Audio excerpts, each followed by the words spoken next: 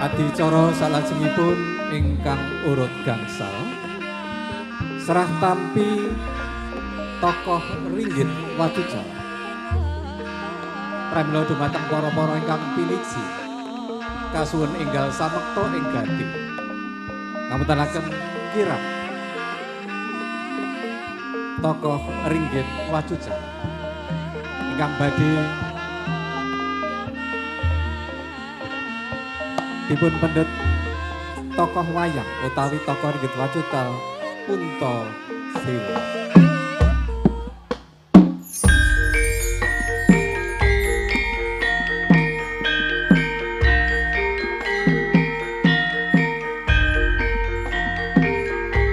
Wis dumugi wangsaning mangsa kala dumaweng kodrat. Kawis tingal para paraga kirap tokoh Ringgit Wacucal Punta Dewa.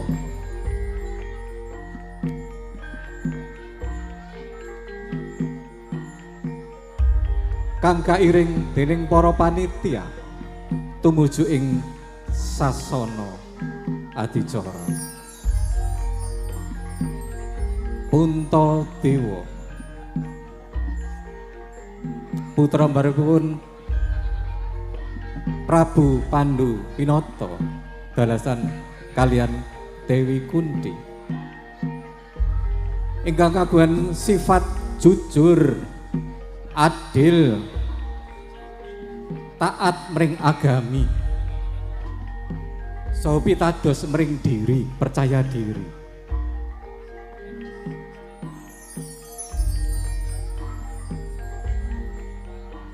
Lan minangka pangayomening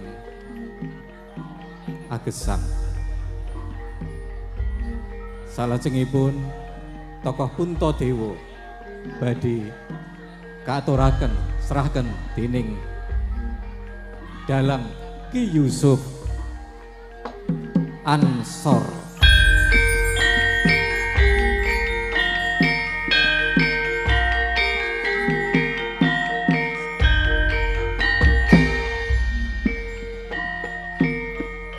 Gunging panuwun dumateng para ingkang piniji ngasta kiraping Punta Dewa wonten ing sasana adicara masyarakat dumateng Ki Dalang Ki Yusuf Ansor. Para rawuh kakung mahputri ingkang sadaya kinurmatan, kados urut roncaning adicara sampun kalampahan kanthi wilujeng wonten ing dalu punika. Pramila boten kesupen saestu ngaturaken gunging panuwun dumateng para-para ingkang piniji ingkang nyengkuyung lampahing adicara wonten ing dalu menika Ringgit Wacucal sedaya sedalu natas. Boten kesupen ugi ngaturaken gunging panuwun dumateng sedaya warga papringan ingkang sampun nyengkuyung sedaya kegiatan wonten ing Purwa Madya ngantos wasana ing dalu punika. Boten kesupen ugi ngaturaken gunging panuwun dumateng para donatur saengga sedaya adicara saged kalampahan kanthi rancak.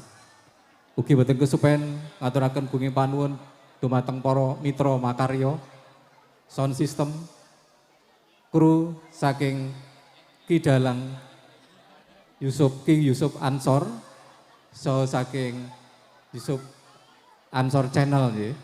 Ngaturaken gunging panuwun lan sedaya ingkang boten saged kula sebataken setunggal mboga setunggal. Pramila dumugi ing wasana cekap sekemanten saha mangkatan atur kula ambek bilih anginipun kula ngaturaken wonten kirang terap sila susila, kiranging basa miwasastra karana budidayaning manungsa ingkang kirang sampurna. Saestu kula kanthi andhap asoring manah nyuwun lumunturing samudra pangsama ingkang saklebet-lebetipun.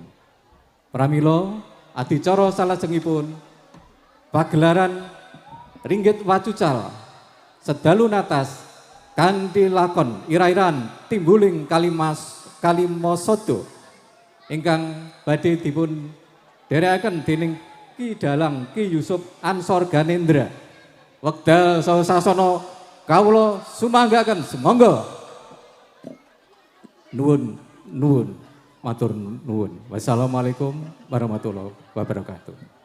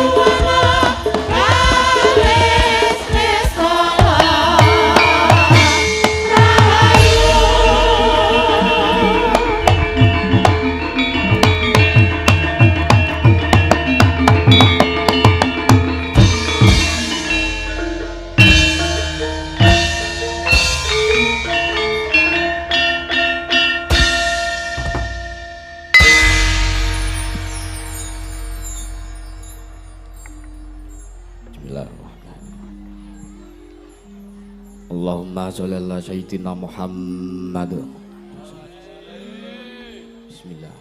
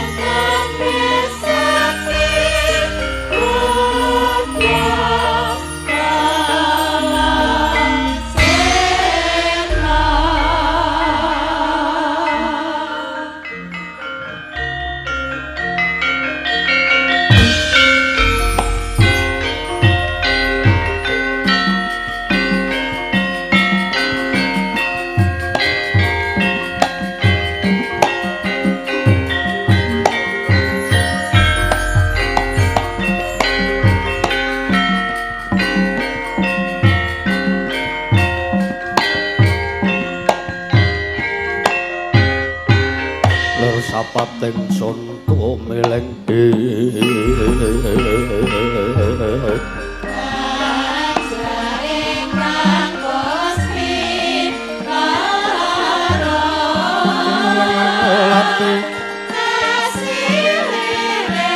Puspito meteming kakang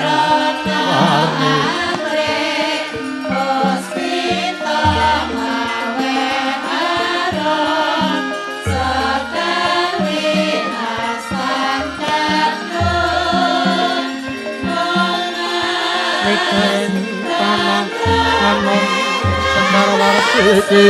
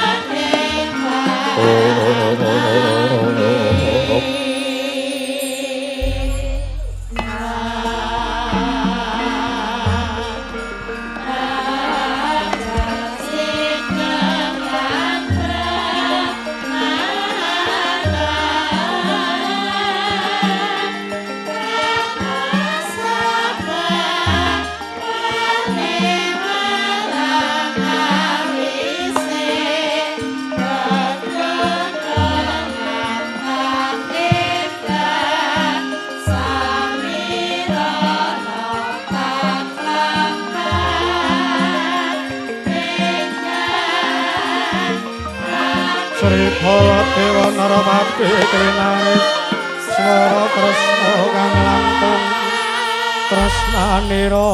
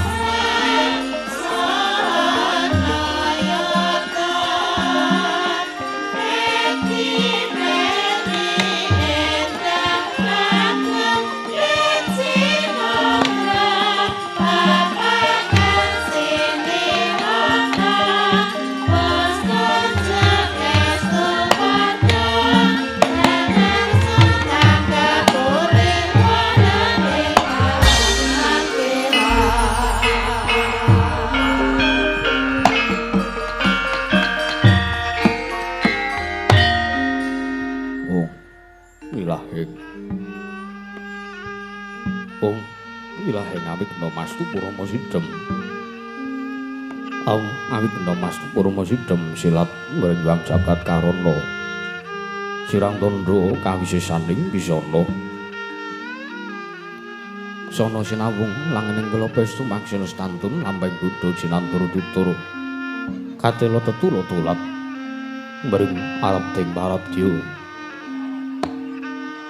Winisuda trengkang dina madama pinarti tameng lata mangyawa tekap wusananing gupita.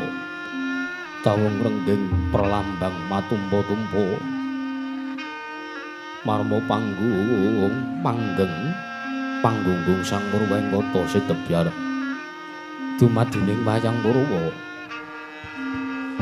Purwakaning kandha winarik runtuting basa dongeng kuna ngemu surasa yelinaras saya karaos mulajari ruang rasa wani wuruhing diri rasa rumangsa lir ngrumangsani lir jalma angil kaca.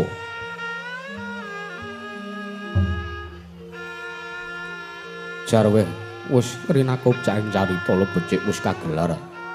Jroning pageliran yaiku sejatri amriksani pagelaran inggit Purwa. Surya Candra ndarum Hyang Kartika wis kinurba kudrating kawasa sahari ratri ingkang angitri bawana.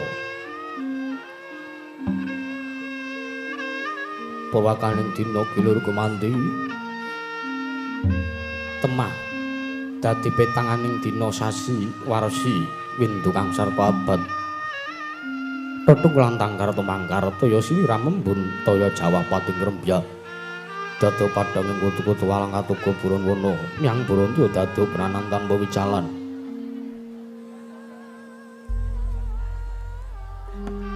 Padhang terawangan sinari sang Hyang Werna ing ngarsa murbawani jagat mungging jagat wetan. Tumungup-mungup mungging kalengan wukir abang merngangah lamun gagsayan dilat-dilato bumi. Saya dangu sumurup sang Hyang Arka katos blakanan kiraning abang esmu jenar kapur bawan sinari sang Hyang Basanta. Tanam tukaton ijo royo-royo mangku gunung kang biru moyo-moyo. Poceng gunung kene mulang gentanu kasih ing Prapancana ngenggat ngenggut nganti kaya gunung Makutha Mega. Kang wetawis dangusa ing kawula tasih tinwarsa angupaya buka Garat Tegal Sawayi. Anglo sira tatana pedhotis nambi sendonan sesindenan mikul garulungune. Anggiring reja kayane sawanara pinembagan Samara Mangke. Sang Hyang Arka saya dangu saya inggil wis katon melok sinari jagat durung ing blapapat lor kidul wetan yang kulon. Sinaring jagat kang sami rebut-rebut jerepul kekuwung parandene tatan wonten ingkang amadani kekuwunging praja negari Ndarawati ya negari ing Dwaraka ya sinebut praja negaring Jenggala Manik ya negaring Jenggala Pura. Apanjara krampan kondo saraturing mangke negari ing Ndarawati dumadi saking pulo-pulo panjaran. Sinasapan toya benawi tinampi ombyang samudra binang langkut kang tanpa pagut. Pegating mangal kapanto uruting Cakrawala, wane-wane cakrek wewisik.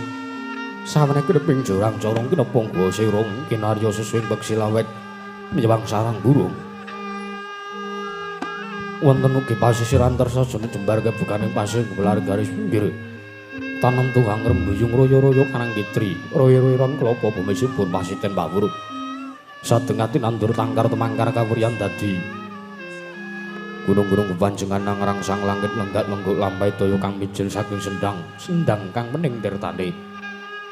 Wiline kang pinara-para mlayu kang tinampi waduk bendung-bendung kinari anggelini sawah. Yang pategalaning Lokisma. Mokal pangling tetani bebasan datono nggih sancing Kanjeng Sela. Sadaya tinanduran kang murakabi pandya Bathari Silang Dar Pasabinan yo nyayah pisari kang pinangka Pratiwi. Pategalan go pulijeng kang mbiyo kudungane ambi kowe nganti kaya manglon pitandhe. Para kependhem, para kesimpara, para kumantung sadotan kuciwa jinawi pukulan kemawek sarasanding diri. Ingon-ingon raja kaya itik iwen sansaya ngrembug lamun siang samya anggraring mangkunan, lamun wanci sarap surya. Samya mulih marang kandange dhewe-dhewe. Datanana carane kandhang angguken anjing panglang labet tebi saking tindak Durjana Judi. Samya sanjek seka kapti akal luwing nusa bangsa tuwin negari ing Jenggalapura.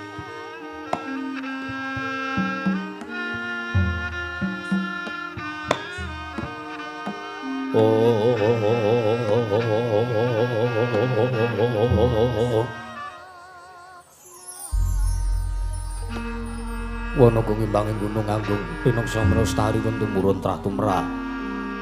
Sate dadi buruk-buruk aning lingkungan. Langkung-langkung lamun to tinaliti sampun samya samet aning sesanggeman. Sepen tebe saking tindak sansaya sinansaya. Anane moman sinamatan daya dinayan sawiji mapan sejatining jejiban kang pinuji teman mawujud manunggaling cipta rasa karasa kang sak temah babar karya kenging binasaken negaring Dwaraka nalika semana wadya mancik marang jaman kencana.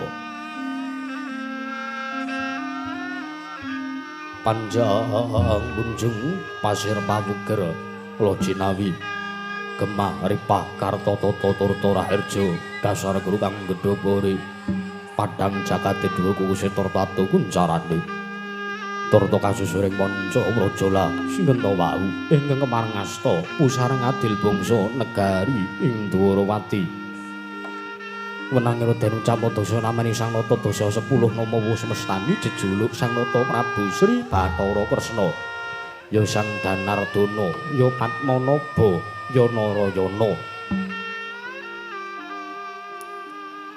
nalindra pepakuning bumi ing Anggung anjejegaken kautaman risa juga lengganing madaning Damparjana datan mantra-mantra sipating Bathara Ayah Sang Hyang Bathara Suman Sang Hyang Bathara Wisnu Angijawantah binayang bayang sang jeneng Mura Hapsara Hapsari mulat sami seba wonten ngarsane Sang Nata Prabu Sri Bathara Kresna tegambar blabar Yaya Samudra datanpa tebi kawistara banyak dalang harta walika sawunggaling nyangkidang kencana kang sarwarna awis sumewa wonten ngarsane Sang Prabu Sri Bathara Kresna la sinenta ingkang kepareng caket dening mangarsan puhung pepatih Rangkanata dalem negari ing Dwarawati pidalem aning widara kandhang nenggih Sang Rikana Patih Udawa ya Sang Rekyana Patih Kresnengkara mlating mangke ingkang lenggah wonten sak pempengkaranipun nata ing Dwarawati nenggih nalindring Mandura Sang Prabu Baladewa ya Sang Prabu Balarama ya Anangka Krasana Wasi Jaladara ya Waning Pinta nalika semanten sak juga lenggah aning madyaning pasewakan negari Dwaraka sipa wonten ngarsane ringkang rayi nalindra ing Dwarawati ingkang lenggah wonten sak pepengkeranipun nata ing Mandura nenggih Senapating Dwarawati Satring Garba Ruci Sang Raden Harya Setyaki Raden Tambakyuda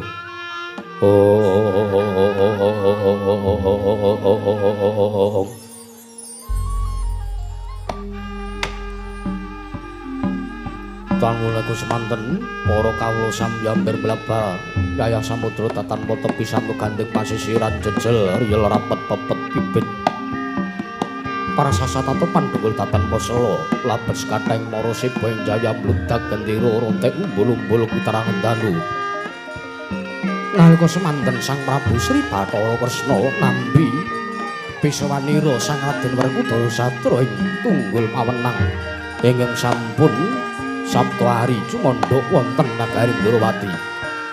Mula sangganing para kawula kanca ndodho kanca ngangsek nyerak kanca nyedhak kanca.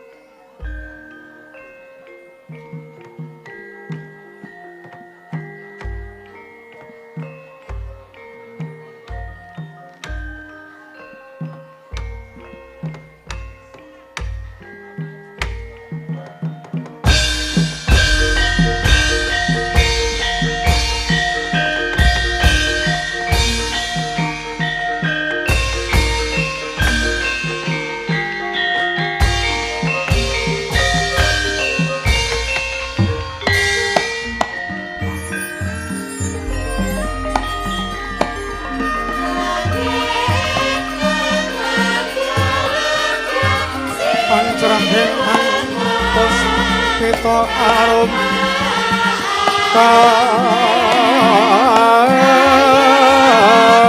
kasiliring samirono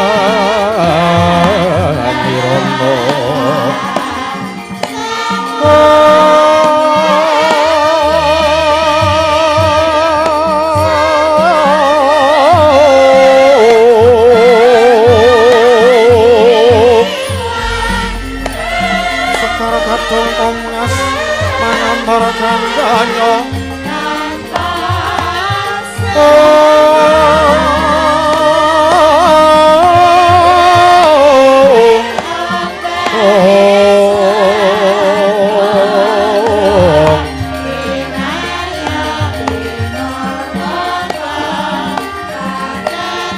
maweh araras arep maning griya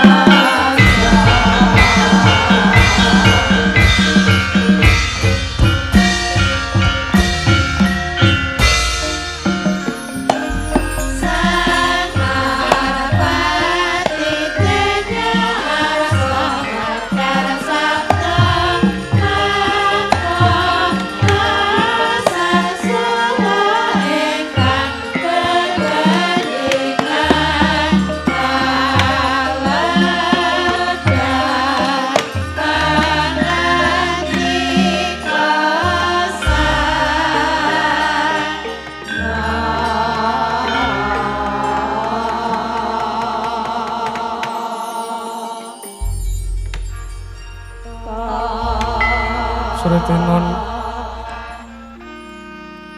neng pasewakan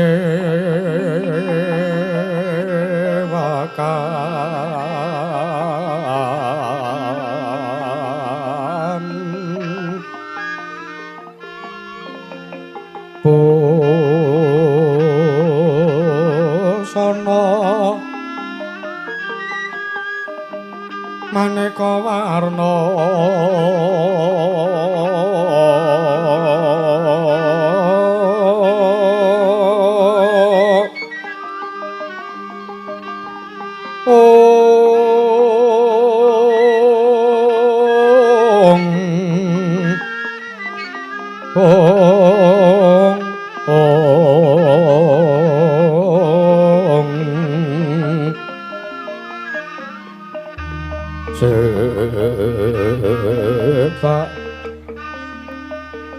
Sweteng Udana Nyang Manjra Sarwarukma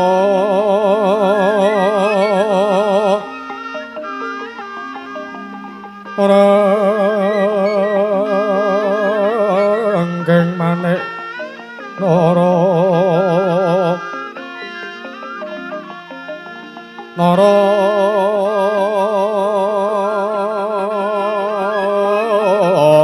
Wata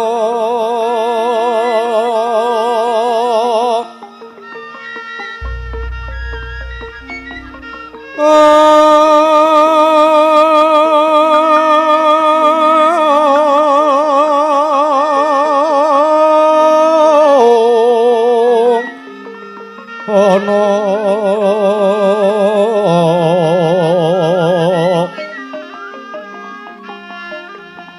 obro prabanya kangso mirat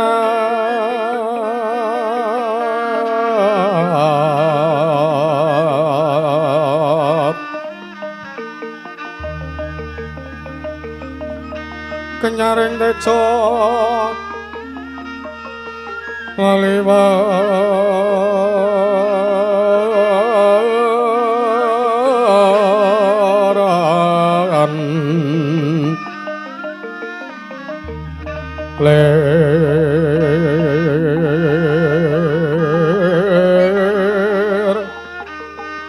ke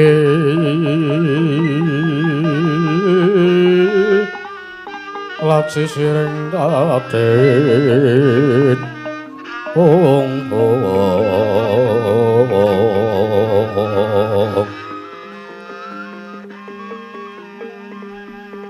wimbo kekandha mrek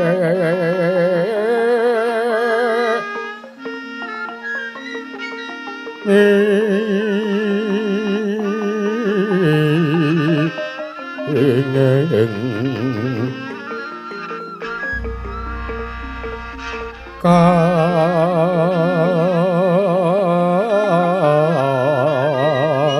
Jopena Paruto Ondo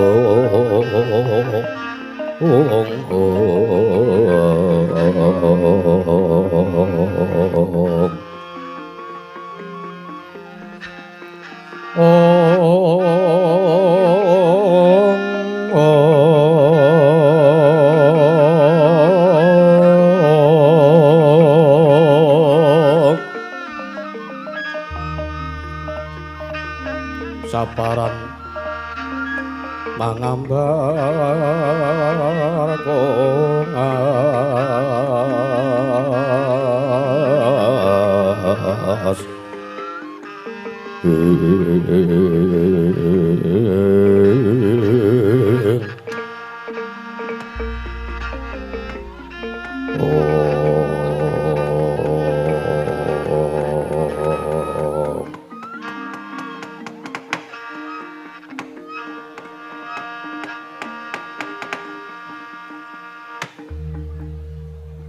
Niwangsuk menawa mangadili nuwi ana sasmintaning sun jagat wasisanipun Bathara Ung Bawana langgeng sinunggi datanabut ora mengkota dhisik Kakang Patih Udawa Kakang Patih Kresnengkara ndadekake kaget pekenira Kakang Patih Udawa wondene jeneng sira ingsun wiji ana ngarsaning manira Kakang Udawa ing Widara Kandhang iya nun kula nuwun wonten amit pasang kaliman tabit tinebena ing lodoni dumaweng nawang tuwan rinepat ning tolak manupadunga sinuwun Gusti kula sang nata sinuwun Prabu Sri Bathara Kresna sinuwun paduka miji dumateng piswanipun ingkang abdi kepatihanipun Patih Udawa ing jawi sanget kuwatos ing manahipun ingkang abdi bebasanipun Aron Salombo pinanjering alun-alun kumider kang acaruk maras nanging sareng kula sampun nyumurupi tun kula sampun abeng najeng wonten ngarsa paduka lan Paduka sampun bagiaken dumateng wiswanipun ingkang abdi pun Patih Udawa. Damel cemeplong raos sing manahipun ingkang abdi ing kepatihan pun Udawa sinuwun ngamblunut nun. Iya Kakang Udawa. Ora liwat aturna tata arakiting kaprajan negara Indrawati samendhang aja nganti ingkang karemben Kakang Udawa. Iya nun. Menapa ingkang sampun Paduka dawuhaken tartentu kula badhe matur wonten ngarsa Paduka Sang Nata Sinuwun Prabu Sri Bathara Kresna. Menawi Paduka ndang bab tata rakiting kaprajan sinuwun saestu kula kinten sadodatan badhe nguji wani awit para kawula sami sayog seka kaptiakane uring nusa bangsa tuwin negari ing Dwaraka. Mandhapipun dumateng para abdi keprajuritan ingkang boten kendhat anggen tansah gladhen ulah kridhan ngaperang. Sawanji-wanji Praja Paduka katemping marang muka tartentu boten badhe anggepok kunca Paduka Gusti kula Sang Nata Sinuwun. Ingkang abdi kepatihan pun Patih Udawa remuk asawerna putung sumangga kabandhemna sinuwun. Kawula nun inggih. Ya Kakang Udawa gawe bombong lan marem teka jangkep kang dadi aturmu Kakang ora liwat pakaran ingkang utama wae tindakna selawase urip. Iya sinuwun. Nanging nun mangke dereng lan sak sampunipun kemarang kula ngaturaken sembah sungkem pangabekti kula kunjuk sandhap Paduka Gusti kula Sang Nata Sinuwun Prabu Sri Bathara Kresna. Ya Kakang Udawa tak tampa tiba sepadha-padha ora lewat prayogakna anggon mulungguh ya Kakang. Inuk nun. Sampun boten kerang pragi wiswanipun ingkang abdi ing kepatihan. Inggih ingkang abdi pun Patih Udawa sinuwun nun iki. Setyaki padha kanthi raja sapraptane si Adyang Garba Ruci. Kula nun amit masang Kalimantabi. Tinebena ing ila duni dumawah ing tawang tuwang. Linepat ing tolak sari Koko Prabu. Wanter den wentes sabda pangandika Paduka Kanjeng Koko Prabu Sri Bathara Kresna. Anggen Paduka miji dumateng wiswanipun ingkang abdi ingkang Raying Garba Ruci ing Kasenopaten. Wilujeng sowan kula mboten panggelangan setunggal punapa kemarang kula ngaturaken sembah sungkem pangabekti kula kunjuk Koko Prabu. Ya setyaki tak tampa ora lewat pangestunipun Kakang wae tanpa nono sartane prayogakna nggon mulungguh. Kawula nun iki sampun sanget anggen kula pun ditadosna jimat paribe dayana ning kasantosanipun ingkang rayi ing Garba Ruci Koko Prabu. Lan sampun boten kirang praygi wiswanipun ingkang rayi pun tambak yuda wonten ngarsa Paduka Kanjeng Koko Prabu Sri Bathara Kresna. Kawula nun iki Miwah Koko Prabu Baladewa anggen katemben rawuh wonten Praja Negaring Ndrawati. Kula ngaturaken pambagya raharja. Miwah sungkem kula mugi kunjuk Koko Prabu. Ya jagat pangestu ngurwayah tara jagat Patendra Jaladewaku. Tala. Yo Kresna.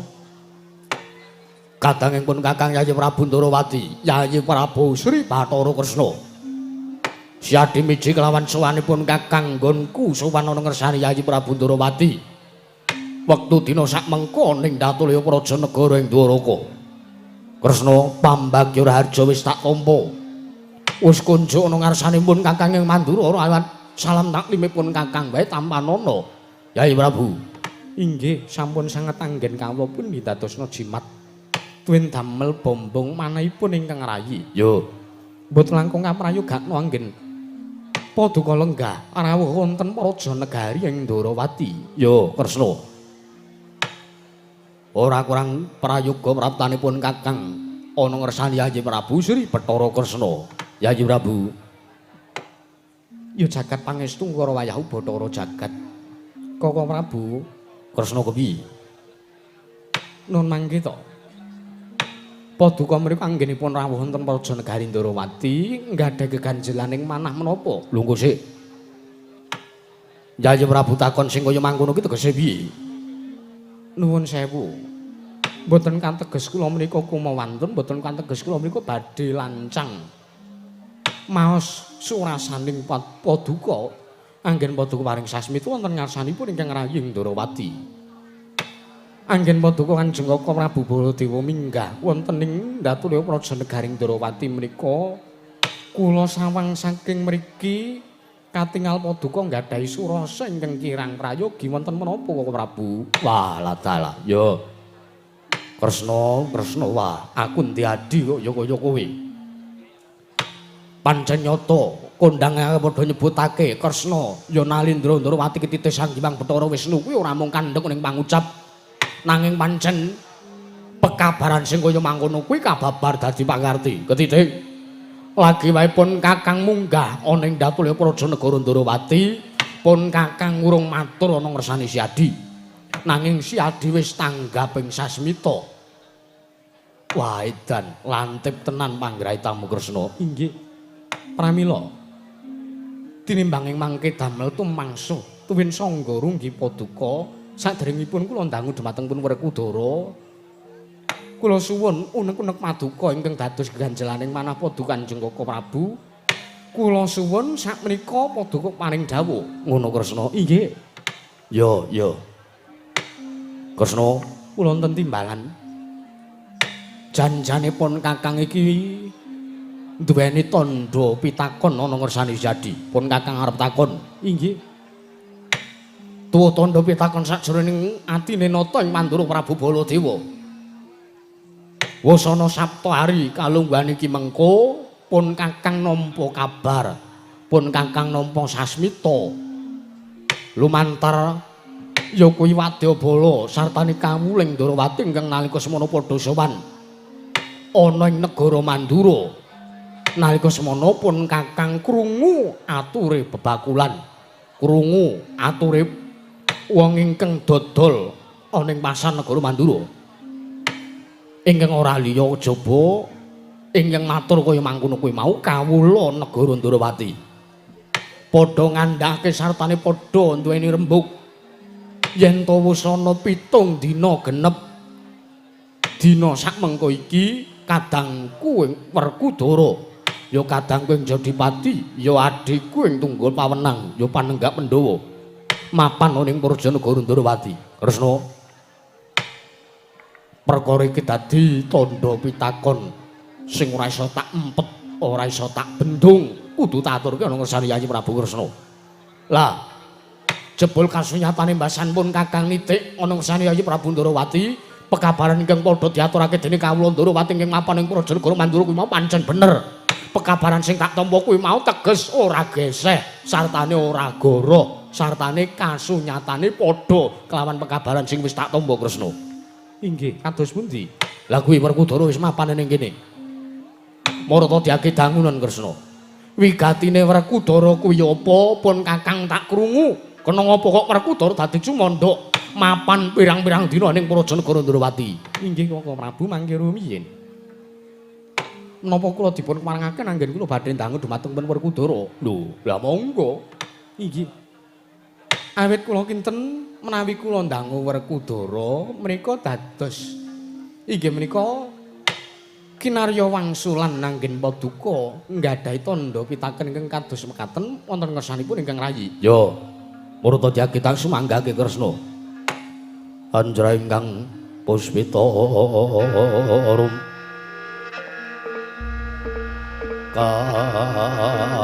kasilireng samirana mrih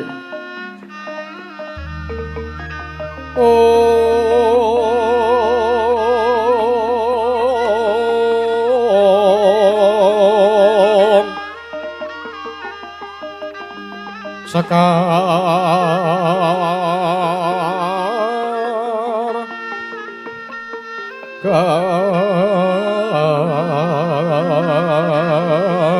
kadung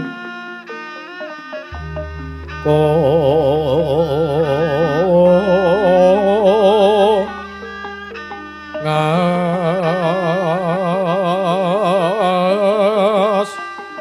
kandhana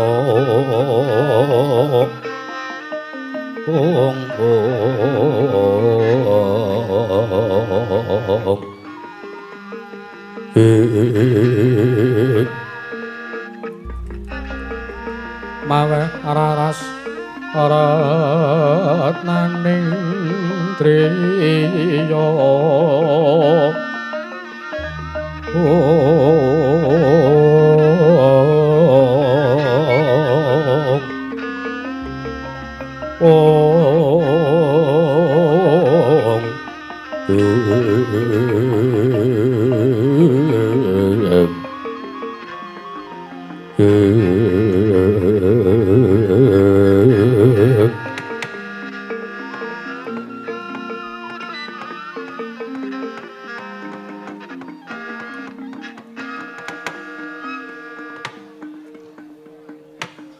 Werkudara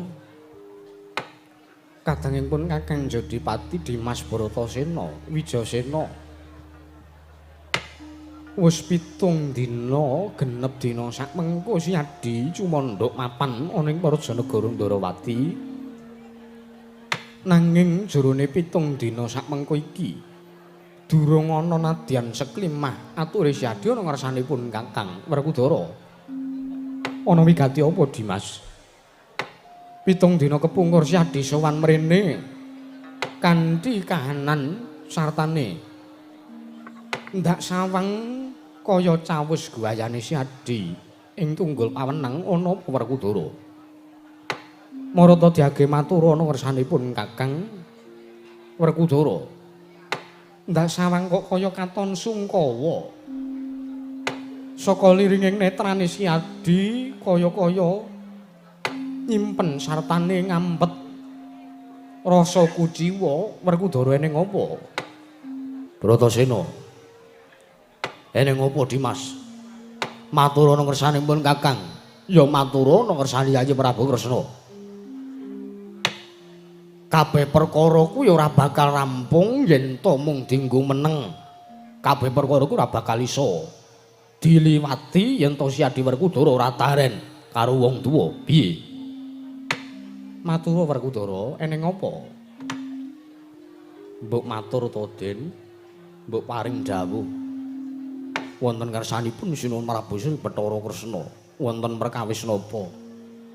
Napa ingkang garwa Sang Dewi Arimbi Purik wonten pringgondani menapa pripun? Teka rawuh wonten mriki kok katingal sungkawa surasanipun kados mekaten niku kados pundi? Wonten napa, Den? Gage matura. Iki dipirsani kawula akeh ingkang padha sibuk ing Prajanegara Ndarawati aja ngasi mengko dadi tandha pitakone para kawula negara Ndarawati. Werkudara. Kresna kakangku yu. Sing gedhe pangapuramu. Yen to mapanku ning Prajanegara Ndarawati mung gawe repote. Jlidheng kakangku Ndarawati. Suaramu tokno Werkudara. Swara ingkang kumembeng kaya mangkono kuwi mau matura, aturna ana ngersanipun Kakang eneng wigati apa? Werkudara. Kowe iki satria gagah pideksa. Kowe iki Senopati ning Prajanegara Ngamarta aja kaya mangkono. Kowe iki dadi panenggahe para Pandhawa. Pandhawa 5 cacahe kae nek ora kowe sing ngayomi ora bakal iso slamet, ora bakal iso sembulur. Pandhawa tak kira ora bakal urip tekani semrene yen to tanpa anane Werkudara. Lah saiki malah siadi ninggal kelawan kanane para Pandhawa. Pandhawa mapan ning negara Ngamarta, siadi malah mapan ning negara Ndarawati. Werkudara, aja kaya ngono Dimas. Aja kaya ngono Werkudara. Jlidheng kakangku aku njaluk pangapura. Yen to anane Werkudara mapan ning kene satane yen to aku mengko matur ana kersane Kresna kakangku bakal gawe repot sartane tak kira mengko Kresna kakangku bakal tuwuh rasa sengit karo Werkudara. Ya jagat pangestu karo Werkudara. Kresna kakangku apa? Sing jeneng Pandhawa Klanata Ndrawati kuwi ibarat kereta jaran sak kusire. Yen to Pandhawa duweni wigati sartane Pandhawa kepengin ngiyup kamukten sartane pengin tetarenan. Ya tarena ana ngersane Ratu Ndrawati jernyatane iki aku ki minangka pujangga negara ing Ngamarta. Lah saiki matura. Aja kaya ngono. Aja kaya ngono Werkudara. Yen to ature siadi ora jangkep nggonmu matur ngersanipun Kakang Indrawati, mengko ndak kira aku uga ora bakal jangkep nggonku menehi dawuh sartane nggonku menehi atur ana ngersane Werkudara. Yo. Nang ngopo mbok keparengake? Rada maju nggonku sowan. Ya ora dadi ngopo yen to pancen ancasmu kepengin matur ana ngersanipun Kakang, ndak keparengake nggonmu maju ana ngersanipun Kakang. Sartane nggonmu nyaket anggonmu sowan ana saning nata Mandura, ya nata Indrawati Prabu Sri Bathara Kresna Werkudara tak sumanggake.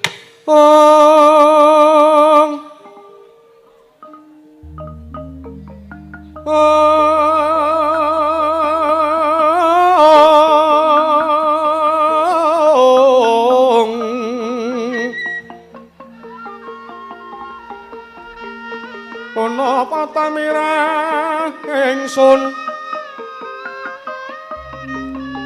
prihatin waspagung mijil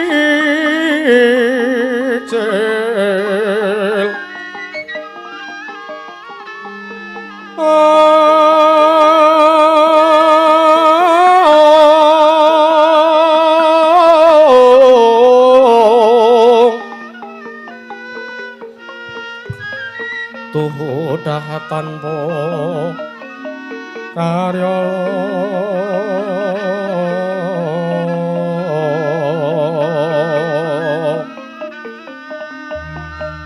sangkang rinemakan Gusti kelong renu sasekarno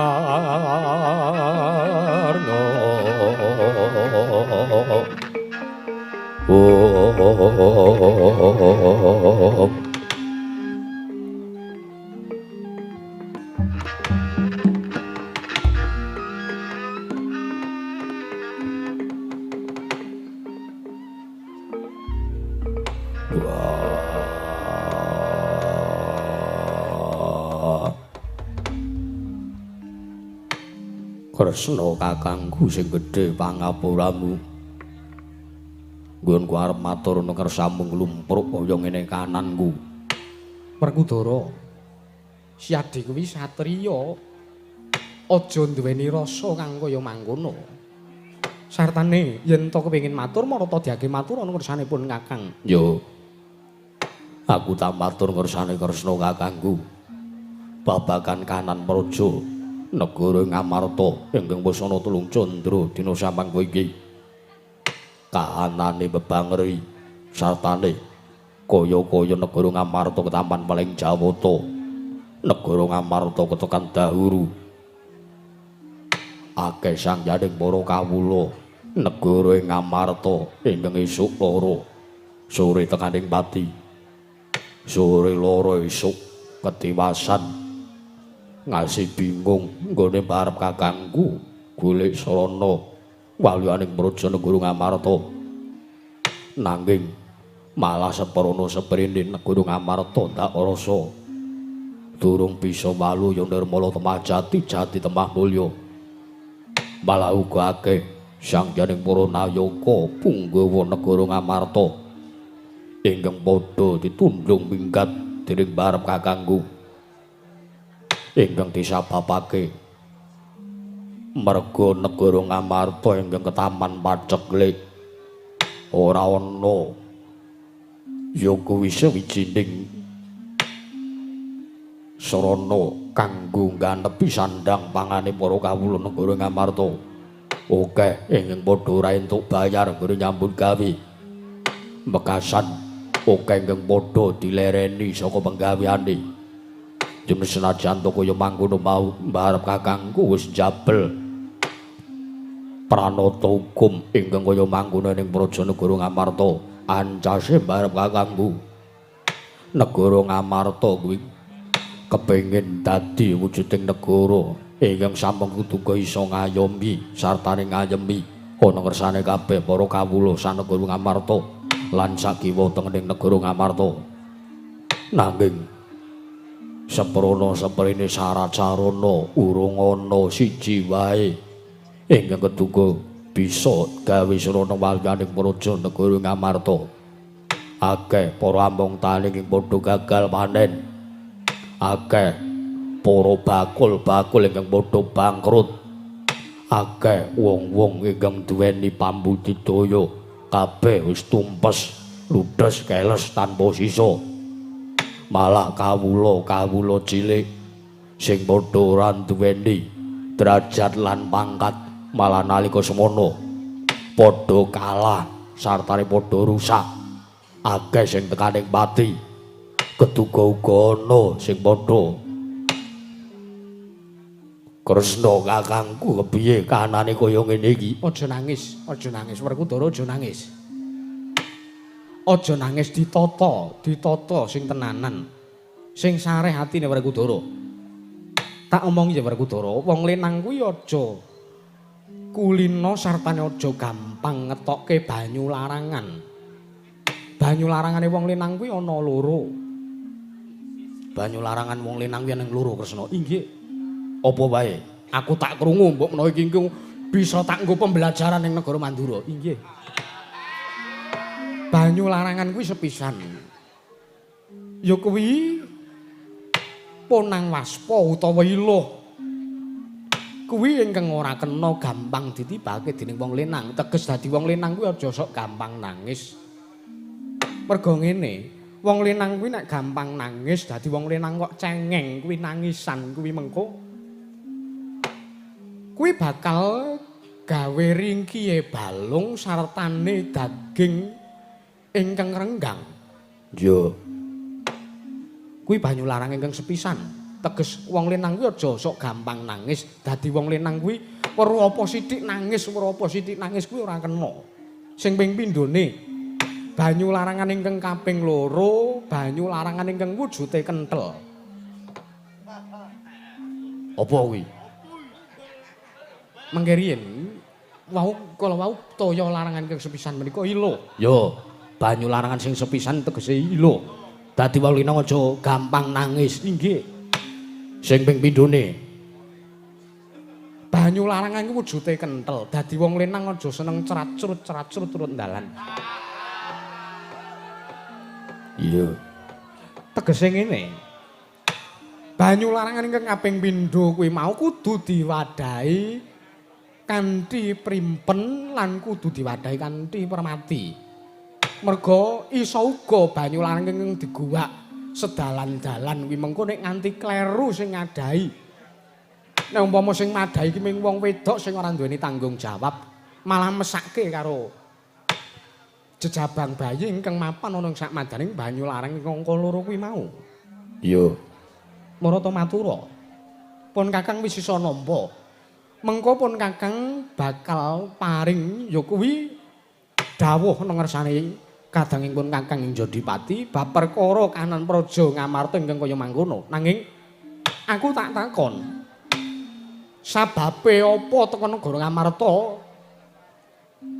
ketaman dahur ingkang kaya mangkono Werkudara? Kresna kakangku. Werkudara piye? Apa yen aku matur ora gawe dukane jelideng kakangku? Dudu pambegane nata Ndarawati, merga pun Kakang ngerti. Pandhawa kuwi duweni bot repot. Yo, Marata diake matur sababe apa negara Ngamarta teka dadi taman pagebluk kang kaya mangkono. anane negara Ngamarta ketaman dahuru. Anane negara Ngamarta ketaman pagebluk mayangkara ingkang kaya mangkono. Ora liya kejaba mung disababake oncate wujude pustaka jambus yang jimat Kalimasada. Kresna, Piye? ora kejaba mung disababake oncate wujuding pustaka jambus yang jimat Kalimasada. Kresna kakangku. Wah, lah jagat pangestu ngara.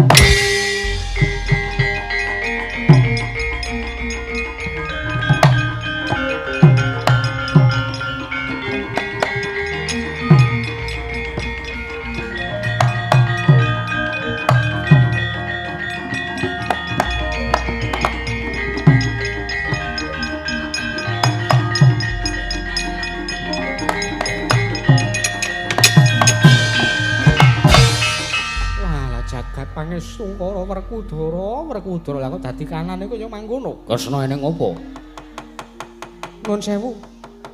Menawa wadu Kanjeng Koko Prabu wau mboten midhanget aturipun Werkudara. Lho. Perkara dladong nggonipun Kakang Linggo saka Werkudara. Eneng apa? Apa ingkang nyababake negara Ngamarta ke Taman Pagebluk? Nggih. Negari Ngamarta ke Taman Pagebluk awit saking oncatipun wujudipun pustaka Jamus Myang Jimat Klimasada. Wela. Walah.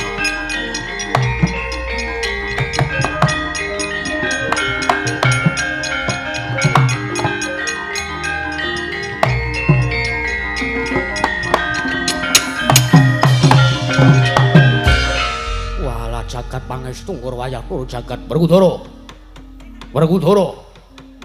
Bule kakangku apa? Walah kok iso. Lah kok teko iso dadi kaya mangkono kanane. Wujuding pustaka Jamus Myang Jimat Klimasada oncat saka negara Ngamarta piye critane? Sababe oncat apa? Baladewa kakangku. Yen ton Werkudara mangerteni sababe oncate pustaka Jamus Myang Jimat Klimasada, tak kira ora bakal kaya mangkene kanane. Sebab mesti wae yen to Werkudara ngerteni oncate menyang endi. Aku ora bakal sambat ana ngersane jlitheng kakangku. Lah Werkudara saiki ngene. Kepiye Kresna kakangku? Kanan negara Ngamarta wis kaya mangkono kahanane. Iya. Lan pun kakang uga wis nyawang kanthi permana jati. Yen tos ature si Adi Werkudara kuwi mau ora goroh teges padha karo kasunyatan ingkang dumadya ning praja negara Ngamarta. Yo. Banjur kepiye? Sing tok karepke apa? Sing tok pingin saka kahanan negara Ngamarta ingkang kaya mangkono ingkang disababake saka oncate pustaka. Sing tok karepke apa? Aku mung kepingin Kresna kakangku tak suwun supaya ning goleki wujuding pustaka Jamus Myang Jimat Klimasada. Kose, aku kok kaget bareng krungu aturmu sing kaya ngono. Piye? Aku mbok kon goleki wujuding pustaka Jamus Myang Jimat Klimasada ngono ya? Iya. Aku tak omong ya Werkudara. Negara Ngamarta ingkang ketunggon wujuding pustaka Jamus Myang Jimat Klimasada kuwi teges negara ingkang ketunggon wujuding wahyu. Negara Ngamarta ketunggon wujuding wahyu. Wahyu apa? Lho. Pustaka Jamus Myang Jimat Klimasada sak mengko mapan ning praja negara Ngamarta kuwi dadi wahyune para Pandhawa. Kamangka ngene, sing jeneng wahyu kuwi ora kena dijaluk. Sing jeneng wahyu kuwi ora kena direbut. Aja kok direbut meksa wae arep njaluk wahyu wae ora kena. Lah saiki Pandhawa wis ketunggon wujuding pustaka Jamus Myang Jimat Klimasada teges Pandhawa wis ketunggon wujuding wahyu. Pandhawa wis ketunggon wujuding kanugrahan. Monggo sing jeneng kanugrahan kuwi bisane langgeng. Sing jeneng kanugrahan kuwi bisane kepenak sartane jenak nggone mapan ana ngersane sing ditunggoni ya sing dilenggahi ya teges sing dimong. Kuwi waton ingkang jaga kanugrahan kuwi mau pinter. Lah aku tak takon karo kowe. Kowe arep takon apa? Pandhawa wis nglakoni tumindak apa? Pandhawa wis nglakoni tumindak becik apa? Lan Pandhawa uga wis nglakoni tumindak ala apa sing wis dilakoni karo Pandhawa? Ayo wangsulan. Wangsulan Werkudara. Alah ning kene ming bunglon kok. Ngokan ngongkon wangsulan. Lho, menengo Setyaki aku tak ngrungokke rembuke. Rumangsaku kok bareng tak pitung-pitung walah dalah edan ladala. Oncate pustaka Jamus Myang Jimat Klimasada kuwi ora ana gandeng janing karo negara Ndrawati. Arak ya ngono to Kresna. Lah inggih. Lah ana wong oncate wujude pustaka ki saka tangane Pandhawa dhewe lah kok malah rene njaluk tulung. Ana ngersane Ratu Ndrawati kuwi sambung rapete apa? Saiki wangsul ana luwih dhisik. Pegawean apa tumindak apa ingkang wis dilakoni karo Pandhawa? Kresna kakangku, piye? Sejatine yen to aku arep matur nang ngersane Jlitheng kakangku ndak kira mengko bakal mbebangeri asmane para Pandhawa. Lho sebabe apa? Wah, pakaryan iki ngembet marang asmane Puntadewa kakangku. Teges ingkang bakal taturake iki tuminta ingkang ora prayoga, ingkang wis nalisir saka angger-unggering kautaman. Tumindak apa? Sapa sing nglakoni? Apa perangane Pandhawa, apa kawula negara Ngamarta, apa nayaka negara Indraprastha? Tumindak ingkang ora prayoga iki mau ditindakake dening adhiku Sedewa, ya ora giling Pandhawa. Lho. Tumindak ingkang ora prayoga apa sing dilakoni karo Sedewa? Wah, Sedewa nggih Bang. Garwa Jodipati. Teges bojoku ya arimbe wis laku sedeng karo Sedewa. Lah rak apa to Werkudara? Lho. Wah, edan.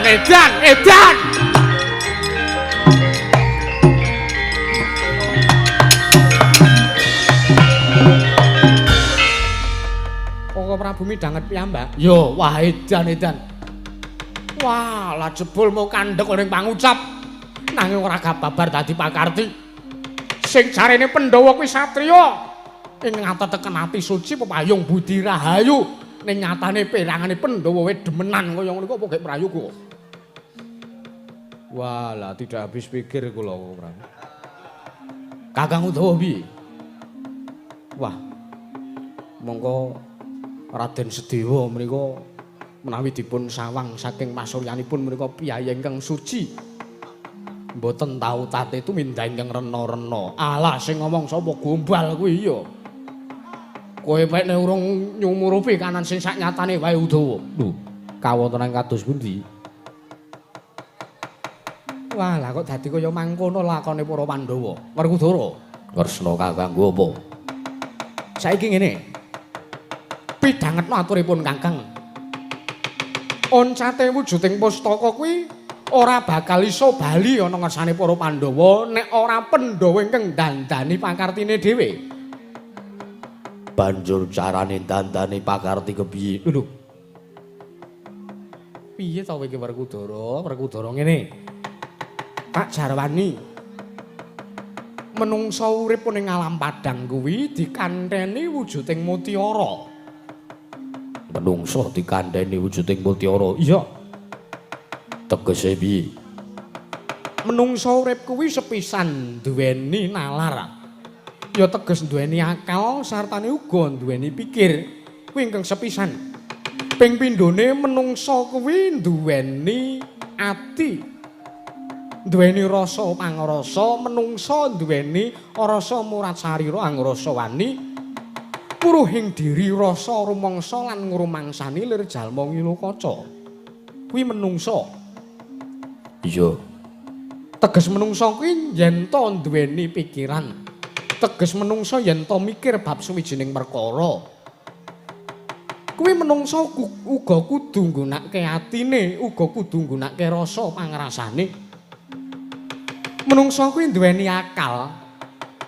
Ya akal kuwi ingkang sinebut mutiara, mutiaraning menungsa kuwi ya kuwi ingkang tansah digawa sartane dadi sanguripe menungsa kuwi ya akal kuwi.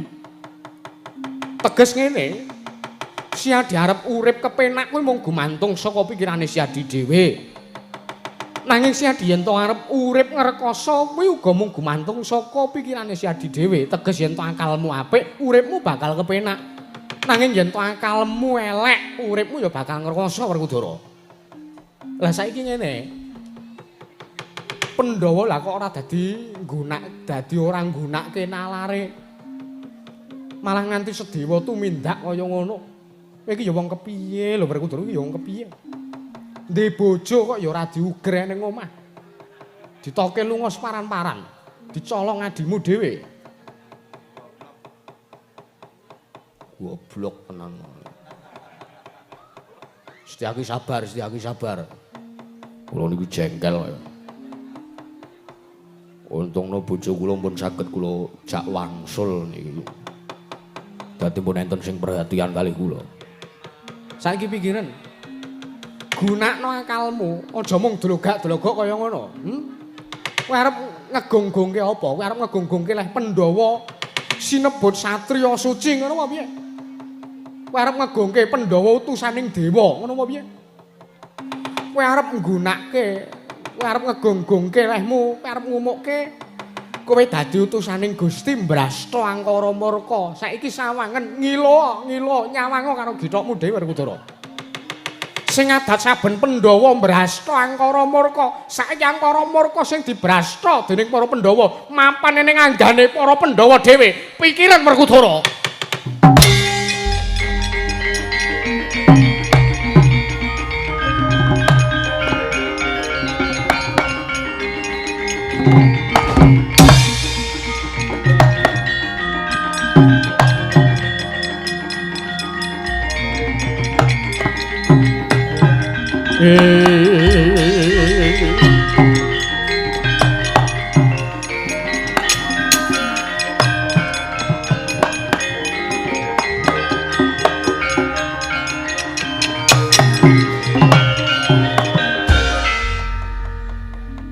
Klepat lunga nganti kae. Kajengipun Pandhawa niku nek ngarep ngegonggongke karo le duweni jeneng apik. Jeneng apik niku ya iso dadi jeneng elek.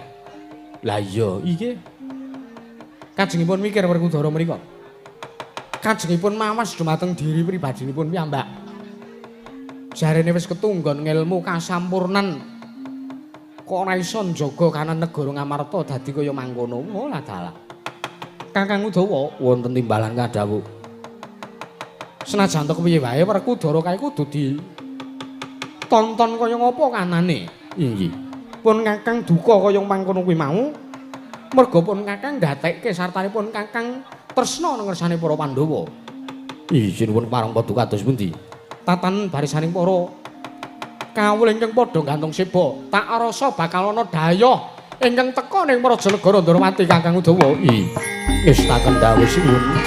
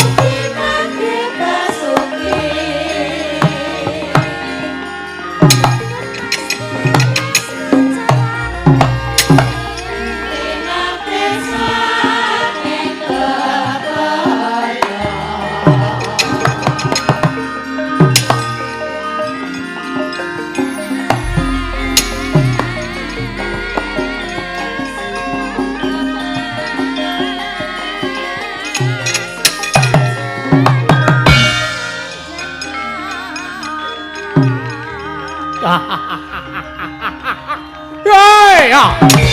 Wah.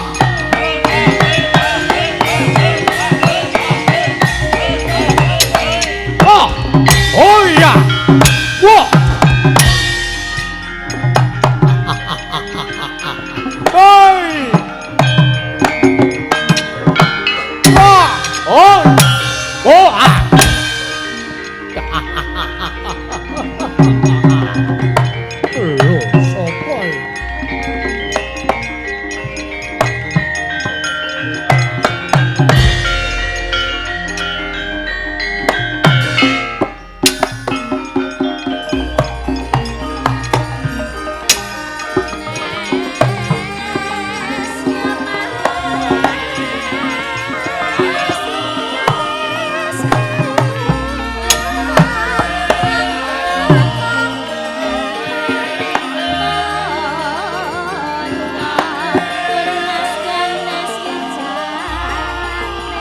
Don sowan ratu malang krek. Iya, iki. Anggep apa?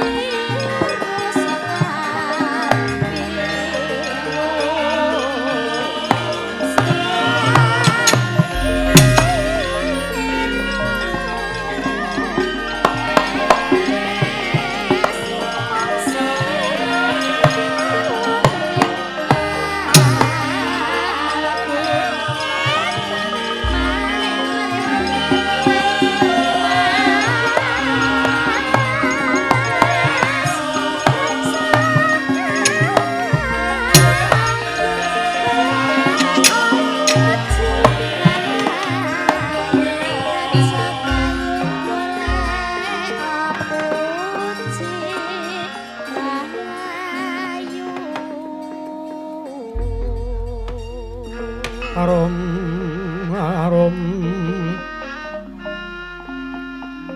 Sinong mati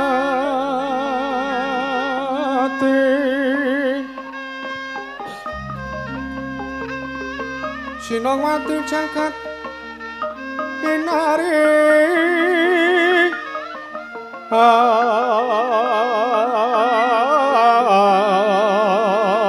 among maklum mbak mbak ing samudra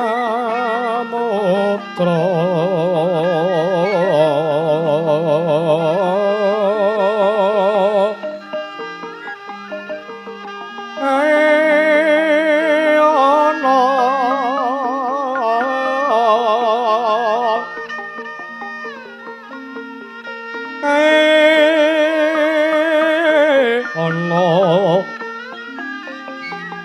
bali lumut ambrenggang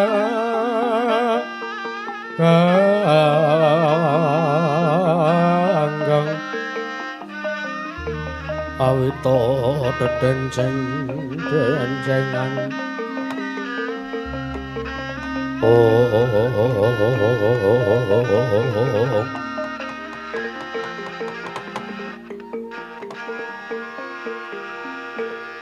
yang satelek rumangsane apa? Sowan ngersane ratu kondang Bintara Titis Sanggang Bathara Suman kok delu ajikan. Njoget-njoget sak geleme dhewe. Ayo, Mbak. Nyuwun pangapunten sinuwun. Wah, astagfirullahaladzim. Dangunan Kresna, dangunan. Inggih kok Prabu. Kula sawang Nalendra menika kok malah sajakipun Nalendra ingkang dugal kewarisan. Lah iya. Disawang saka wandane wis kaya ngono. Dangunen. Nggih. Nek pancen Nalendra kuwi mau mbok menawa arep gawe tentrem negara Ndrawati, si Adi kudu nglungguhi bawa laksana minangka Nalendra. Inggih.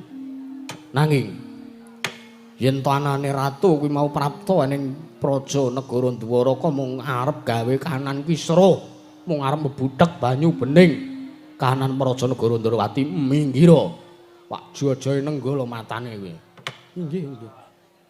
Kula aturi sarih rumiyin Kakang Prabu. Ya. Nun mangke sinuwun. Sampun ngantos kinten kula tumambung yekti saweg sepisan menika kula wanuh.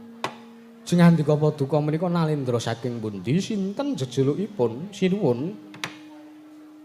Nun amit pasang Kalimantabe tinebena ngiloduni dumawing tawang doang. Linepat ing tolak manu sinuwun. Nuwun mangke. Sewu-sewu kelepatanipun ingkang abdi kula tadhawadana saderengipun kula ngaturaken sembah sungkem pangabekti kula kunjuk sandhap poto paduka Kanjeng Sinuwun Prabu Sri Bathara Kresna Indrawati. Inggih. Kula tampi dawah sami-sami. Nggih. Salajengipun mbok bilih paduka sedya mestani dhateng jasad kula awon tanpa warni kula menika nalindra saking negari ing gubuk penceng. Wonten jejuluk kula pun Prabu Bondan Sumirat. Prabu Bondan Sumirat nalindra gubuk penceng. Ha iki lakar kalorsan mekaten. Lajeng menapa wigatosipun wondene paduka sowan wonten Raja Negaring Ndrawati sinuwun? Sinuwun, nuwun manggih.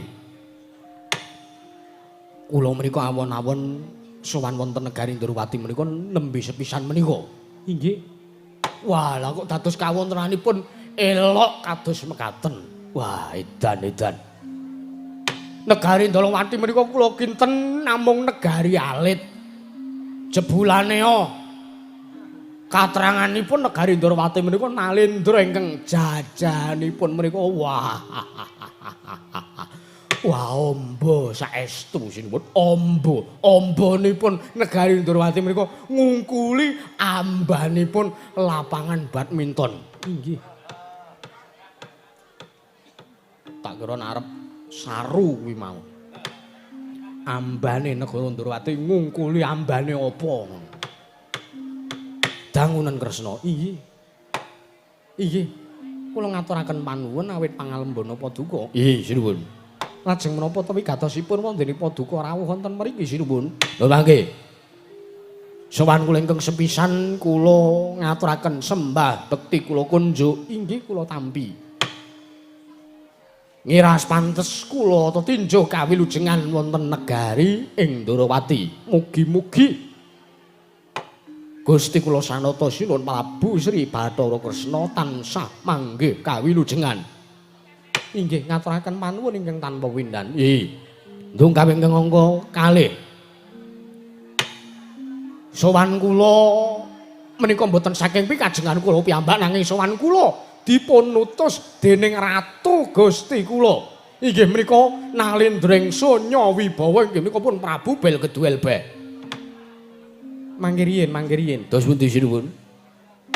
Paduka mriku Nalindra. Nggih, kula menika Nalindra ing negari Gubuk Penceng, kula pun Prabu Bondan Sumirat. Paduka menika Nalindra nanging tasih nggadahi ratu Gusti. Menika nuwun sewu teges negari Paduka negari ing Gubuk Penceng menika negari jajahan. Lho, mboten. Mboten. Negari kula Gubuk Penceng menika sanes negari jajahan, menika babar pisan mboten. Nanging pendak-pendak sasi, pendak-pendak Candra negari kula ing negari Gubuk Penceng mriku sedaya kawula negari Gubuk Penceng sami asung bulu bekti glondong pengareng-areng guru bakal guru dadi peni-peni raja peni wonten ngersanipun Nalindra ing Sonya Wibawa inggih sesembahan kula inggih menika pun Prabu Belgeduelbe. Lah menika tegesipun Nalindra negari Paduka menika negari jajahan.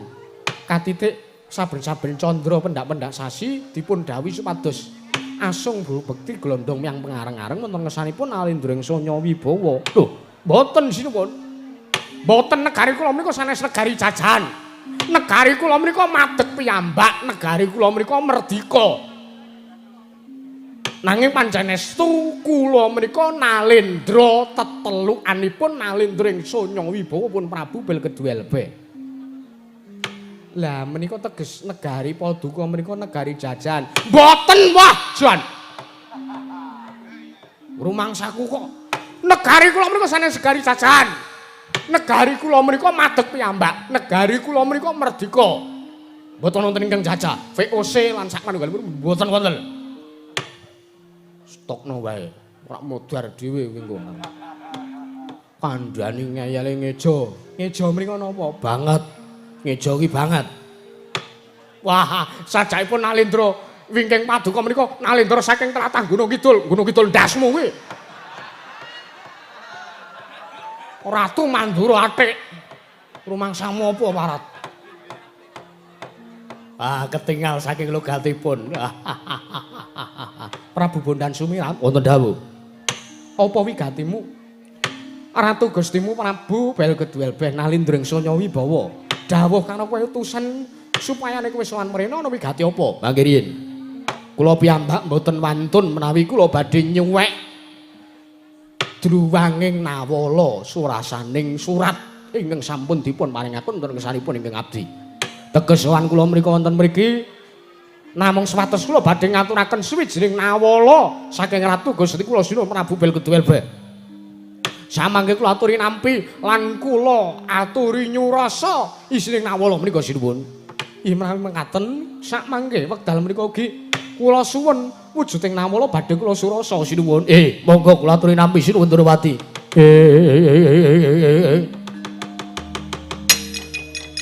Nalendra Mbak Marwa sing sang katrega mulung.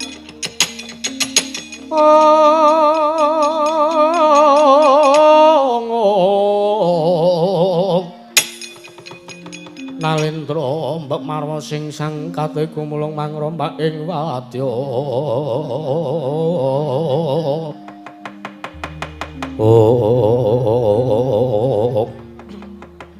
Nalika semanten nata ing Durwati Sang Prabu Sri Bathara Kresna ingkang anyurasa wujuding nawala ingkang den paringaken den aturaken dening Nalendra Gubuk Wenceng. Nalika semanten tinampi nata ing Durwati den surasa urut siji mbaka sawiji. Nalika semanten surasaning nawala mboten sanes kejawi namung wujuding nawala penantang perang. Wujuding nawala penantang saking Nalindring Sonya Wibawa. Inggih menika Sang Prabu Belgedwelbeh. Nalika semanten wonten surasaning nawala ingkang nyuraosaken bilih sakmangke negari Ngendraprasta inggih negari Ngamarta sampun bedhah. Lan ingkang dados ancas tujuanipun Nalindra ing Sonya Wibawa tan sanes kejawi namung negari Ngamarta, Ndrawati, Mandura lan negari Ngastina. Ingkang duka badhe dipun bedhah dening Nalindra Sonya Wibawa nggih Sang Prabu Belgedwelbeh. Nalika semanten Sang Prabu Baladewa ingkang ugi tumut nyuraos surasaning nawala nalika semanten dadya duka yasinipun Sang Prabu Baladewa.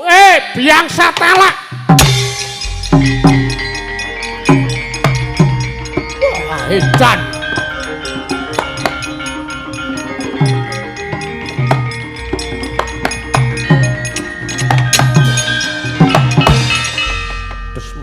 Ratu iblis lanat strayali binatang parat menungso ora tatanan manus maring jajalanat sondel meker mentel meres.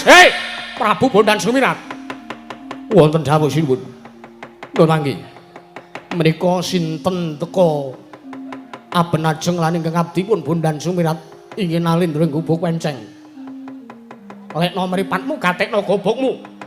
Ya iki nata Mandura Prabu Baladewa iki kadang werdani Yayi Prabu Sri Bathara Kresna. Wah.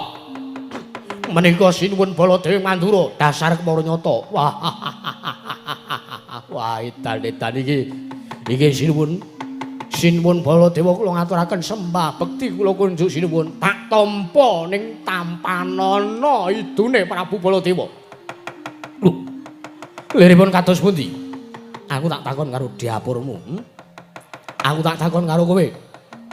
Surane kowe nggawa wujuding nawala iki mau kowe maca apa ora isining nawala? Mbok buka apa ora nawalane? Lho mangke riyin. Kula menika nayaka negari ing Sonya Wibawa ingkang setya bekti wonten ngersanipun Gusti kula Prabu Belgedwelbeh. Sengara kula wantun nyuwek druwanging nawala tumuli kula surasa wonten tengahing margi kula menika mboten badhe wantun sinuwun. Bagus. Bagus.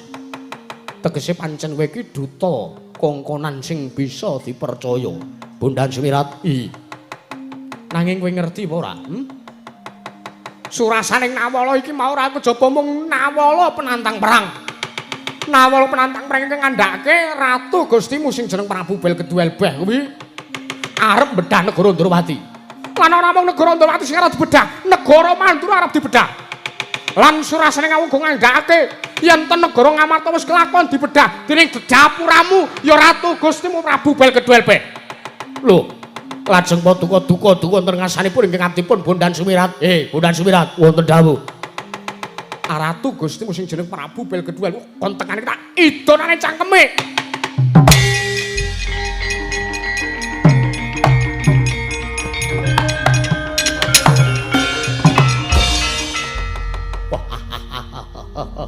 Ladala edan. Walah. Ya Prabu Baladewa ya. Saiki ora tak tutup-tutupi. Sejatine aku uga mangerteni surasaning Nawala yen to Nawala kuwi wujuding Nawala penantang perang. Ingkang kedua tak aturake nang ngersane Prabu Sri Bathara Kresna. Ayo. Mula saiki ora sato-ato, ora sah kesuwen. Tinimbangane mengko Wadyabala negara ing Sanya Wibawa dadak tekan negara ing Mandura mumpung kowe eneng kene sisan. Ayo. Kowe manuta tak bondo tangan lak krincung sikilmu tak lebokke pakunjaran bajingan.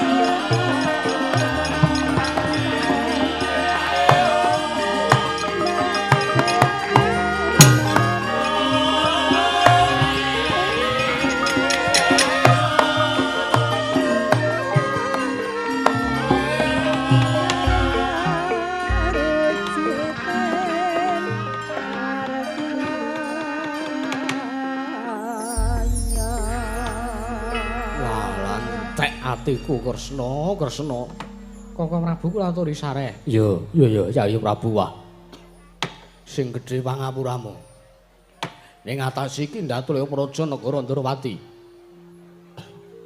Iki kahanan Pasewakan Agung tekopun Kakang Asi nesu ingkang ora isa tak bendung meneh. Inggih. Mboten dados menapa jenyatanipun pendak-pendak Paduka rawuh wonten mriki, pendak-pendak negari Ndrawati ngawontenaken Pasewakan. Tumuni negari Ndrawati nampi dayoh nalindra saking tlatah sabrang. Sampun dados adat sabenipun padukan Jengkaka Prabu Baladewa menika duka wonten madaring Pasewakan. Ya. Apuranipun Kakang ya Yayi. Mboten napa-napa. Walah. Malah dadi ngrepoti Yayi Prabu Kresna. Lho, nek mau ngrepoti mawon paduka mriku pun ken mbiyen ngrepoti kula. Ngaten lho. Ora iki aku ora sida nesu karo Bondan Sumur, aku malah nesu karo kowe. Mboten.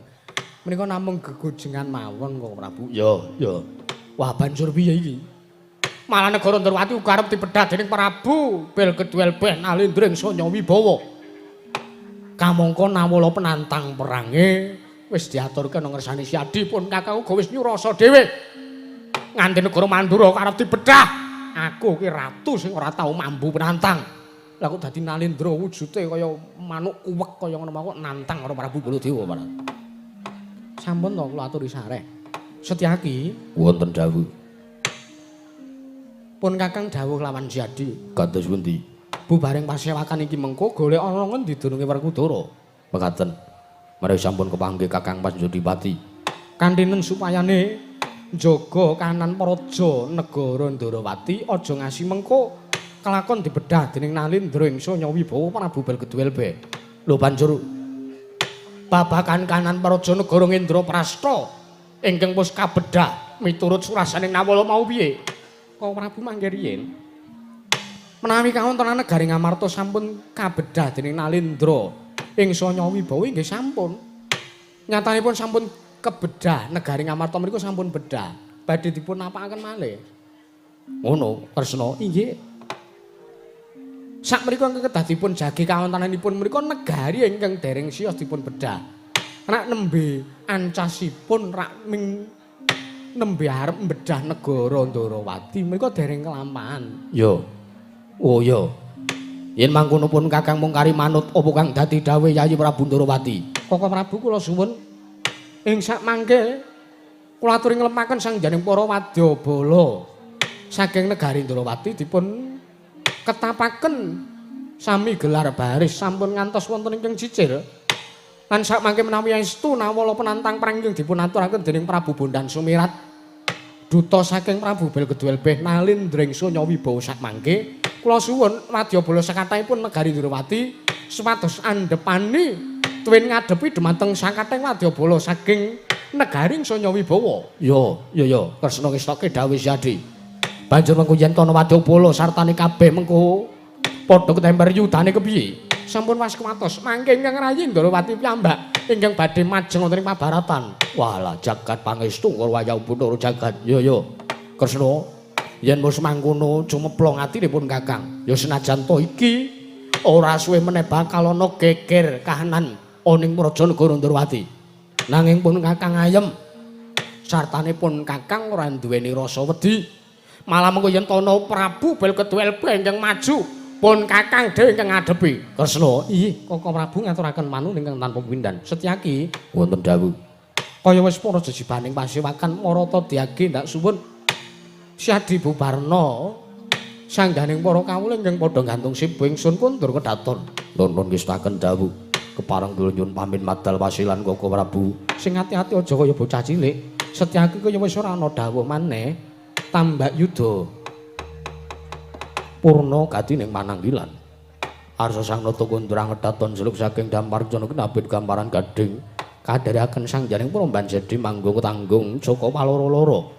Ingkang sami ngambil upacara keprabon kawisan saking mandala tindak nyosang Sinaranata lampun kacandra yayah Jawata kairing widodara widodari.